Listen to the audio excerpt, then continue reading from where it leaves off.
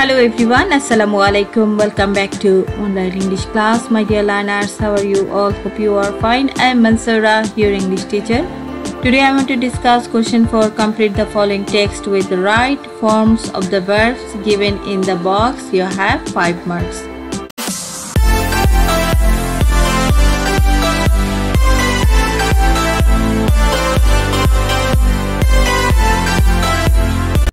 Dear learners, লক্ষ্য করে দেখো এখানে যে বক্স আছে এই বক্সে 10 ভার্ব আছে। এটা রাইট ফর্ম অর্থাৎ হচ্ছে সঠিক ফর্মটা এখানে বসাতে হবে।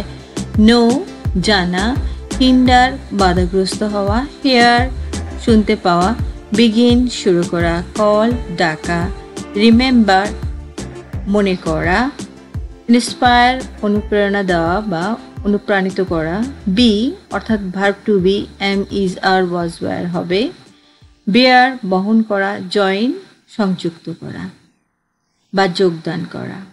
Now I translate this text into Bangla so that you clearly understand the meaning. You must have heard the name of Kazi Nazrul Islam. তুমি অবশ্যই শুনবে the name of Kazi Nazrul Islam, যে কাজী নজরুল ইসলামের নাম। He is our national poet, যে সে হচ্ছে আমাদের জাতীয় কবি। He is known as a rebel poet as well, যে এছাড়াও he is known যে সে পরিচিত as a rebel poet হচ্ছে বিদ্রোহী কবি হিসেবে। as এখানে হচ্ছে হিসেবে ব্যবহার করা হয়েছে। He was born in a poor family, যে তিনি দরিদ্র পরিবারে জন্মগ্রহণ করেছিলেন। But dire needs, যে গুরুতর অথবা মারাত্মক অভাবের পর, এখানে নিডস বলতে বোঝানো হয় প্রয়োজন না, অভাব বলতে বোঝানো হয়েছে। Could not hinder his potentiality. Potentiality হচ্ছে একটা মানুষের সুপ্ত প্রতিভা, যে তার যে সুপ্ত প্রতিভা বিকশিত হওয়ার জন্য তার যে ডায়ার নিডস হচ্ছে অর্থাৎ মারাত্মক যে অভাব ছিল সেটা বাধাগ্রস্ত হয়নি।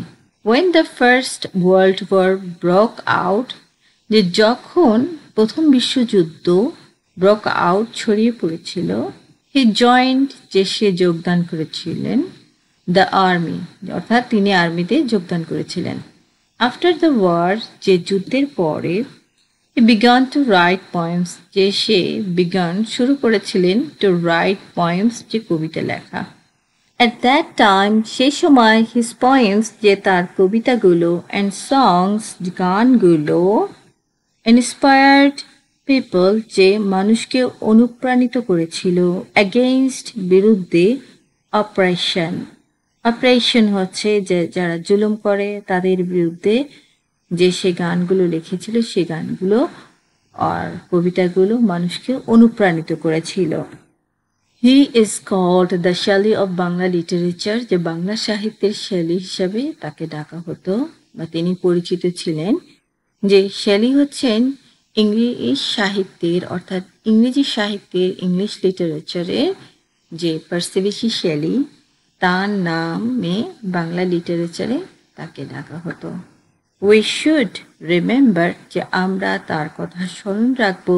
Him for his great deeds, যে তার কথা স্মরণ রাখবো এই জন্য যে ফর হিজ গ্রেট ডিডস, যে তার মহান কাজের জন্য। তো লক্ষ্য করে দেখো এখানে আমি আরো একটু এক্সপ্লেইন করি। এখানে হেয়ার্ড হয়েছে কেন, এখানে লক্ষ্য করে দেখো হেয়ার, তো হেয়ারের যখন পাস্ট পার্টিসিপল ফর্ম হয় তখন ডি যুক্ত হয়। যেহেতু এখানে হ্যাভ আছে তাই কিন্তু এই ভার্বের হেয়ারের পাস্ট পার্টিসিপল ফর্ম হয়েছে। এখানে লক্ষ্য করে দেখো হি ইজ হয়, এখানে কিন্তু বি ভার্বের ইজ ব্যবহার করা হয়েছে, কারণ আমরা প্যাসেজে লক্ষ্য করে দেখেছি এই প্যাসেজটা কিন্তু পাস্টেরও কিছু কথা বলা আছে আর প্রেজেন্টেরও কথা বলা আছে।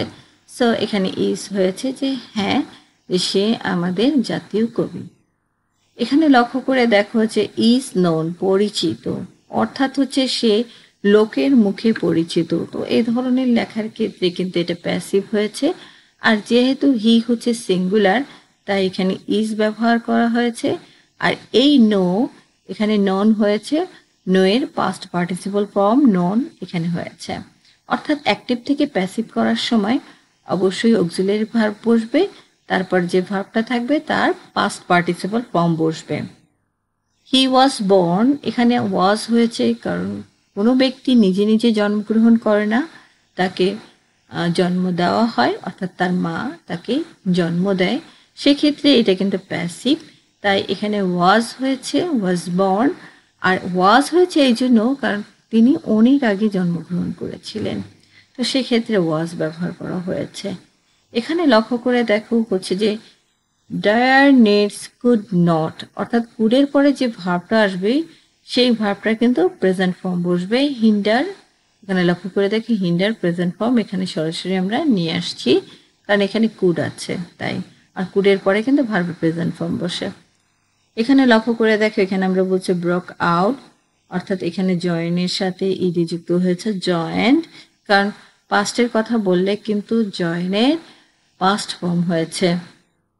আর কোনো কোনো ভার্বে দেখবে, লক্ষ্য করে দেখবে পাস্ট ফর্ম এবং পাস্ট পার্টিসিপল ফর্ম একই হয়, কিন্তু এটা হচ্ছে পাস্ট ফর্ম হয়েছে ভার্বের। এখানে লক্ষ্য করে দেখো যে after the war he began to write poems, অর্থাৎ হচ্ছে যে প্রথম বিশ্বযুদ্ধ কিন্তু হয়েছিল 1914 সালে এবং এটার স্থায়িত্ব ছিল 11 নভেম্বর 1918 সাল পর্যন্ত। যেহেতু এটা পাস্টে আছে তাই সে যুদ্ধের পরেই তিনি কিন্তু লেখালেখি শুরু করেছিলেন এবং কবিতা লেখা তারপর থেকেই তিনি লিখেছিলেন।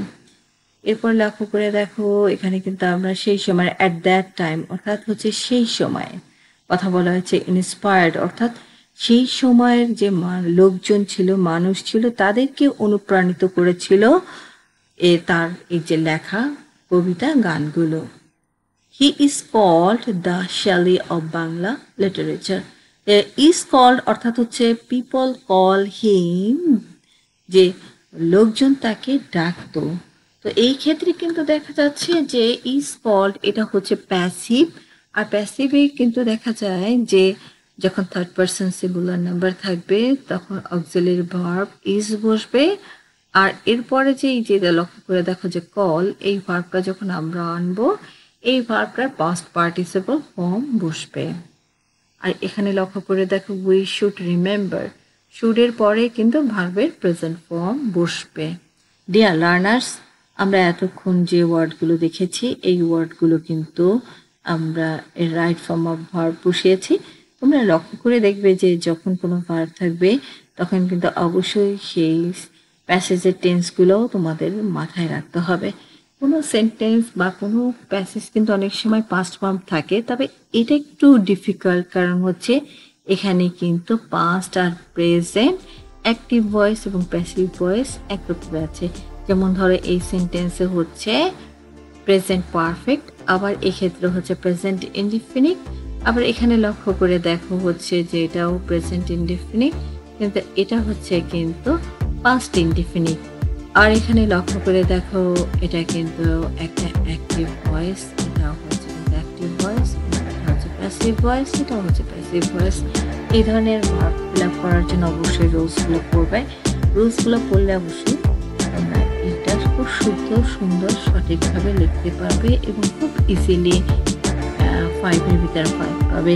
Thank you very much. Hope you enjoy this class. If you want more classes from this channel, subscribe this channel, click the bell icon, click the notification. Allah.